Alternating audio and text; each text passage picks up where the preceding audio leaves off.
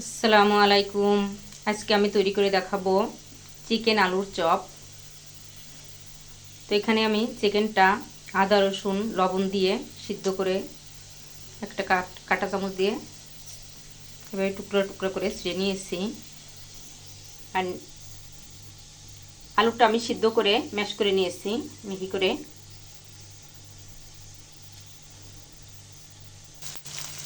প্রথমে কড়াইয়ে তেল দিয়ে পেঁয়াজটা ভেজে নিব।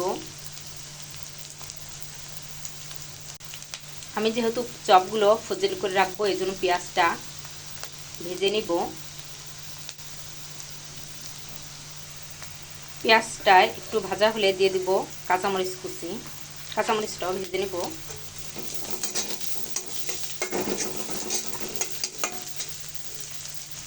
পেঁয়াজ মরিচটা ভাজা হয়ে গেলে দিয়ে দিব রসুন বাটা 1 চামচ, আদা বাটা 1 চামচ। তো কাঁচা মশলাটা ভালো করে ভেজে নিব। আর কাঁচা মশলাটা ছেটে এর জন্য দিব লবণ। লবণ দিব স্বাদ মতো। আমি এখানে 1 চামচ লবণ দিব।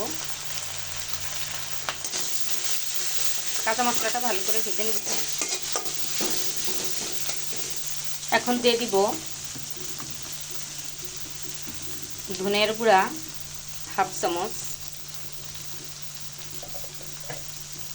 জিরা গুঁড়া, ভাজা জিরার গুঁড়া 1/2 চামচ, গরম মশলার গুঁড়া দিব 1/2 চামচ,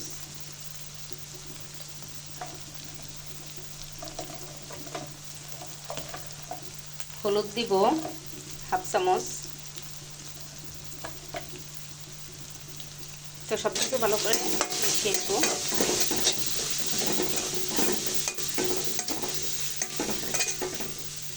সব কিছু মশলা ভালো করে ভেজে নিয়েছি। এখন দিয়ে দিব আলু। আলুটা দিয়ে ভালো করে মিশিয়ে নিব মশলার সাথে।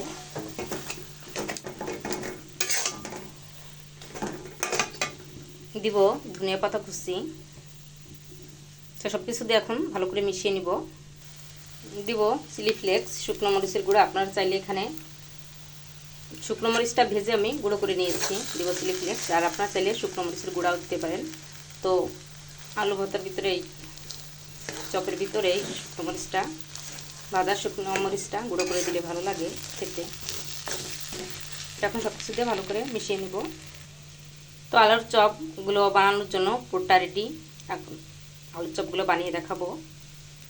সব কিছু ভালো করে নাড়াচাড়া দিয়ে মিশিয়ে নিয়েছি। এখন দিয়ে দিব মাংস। মুরগির মাংসগুলো আমি হলুদ লবণ আদা রসুন দিয়ে সিদ্ধ করে ঝুরি করে নিয়েছি। তো মাংসটা দিয়ে মিশিয়ে নিব।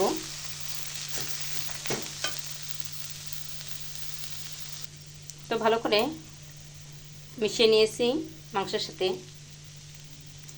এখন বানিয়ে দেখাবো মাংসের আলুর চপগুলো। মিশ্রণটা ঠান্ডা হয়ে গেছে। এখন অল্প অল্প একটু হাতের তেল মাখিয়ে অল্প অল্প নিয়ে পরিমাণ মতো নিয়ে এভাবে গোল গোল শেপ করে নিব, গোল গোল করে বানিয়ে নিব। এভাবে কড়াইয়ে তেল গরম করে মাংসের চপগুলো ভেজে নিব। তো আপনারা চাইলে ডিমেও কোট করে নিতে পারেন। তো আমি এমনি ভেজে নিব।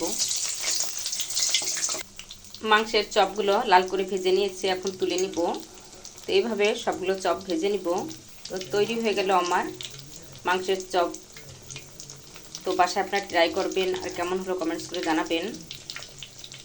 আমার রেসিপিটি যদি আপনাদের ভালো লাগে আমার চ্যানেলটি সাবস্ক্রাইব করবেন, ফেসবুক পেজটি ফলো করে লাইকের সাথে থাকবেন। সবাই ভালো থাকবেন। নতুন নতুন রেসিপি নিয়ে আবার আপনাদের সামনে হাজির হয়ে যাব। আমাদের জন্য দোয়া করবেন। আল্লাহ হাফেজ।